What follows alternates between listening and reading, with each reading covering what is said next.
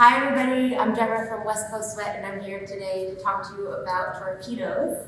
So I'll show you starting from the beginning. Let's start at the bottom of our mat with our toes turned out.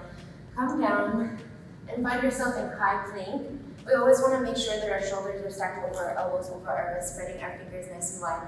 So we want to low back, bend your knees, send your glutes up high, keep your core activated, and then powerfully shoot forward, squeezing your glutes. So we're working, this is a full body workout. We're working our glutes, our pelvic floor, our core, our arms, working everything. Load back and shoot forward, squeezing, activating your core, activating your glutes. Turning your toes out here activates this gluteus medius, that little side butt that's really hard to get to. So, and also I can show you, if you want to spike it a little bit, you can add a push-up at the top. So load, explode, and the tricep push-up here, or you can always drop your knees down and push up. Come back up, torpedo, shoot forward, and drop, push up.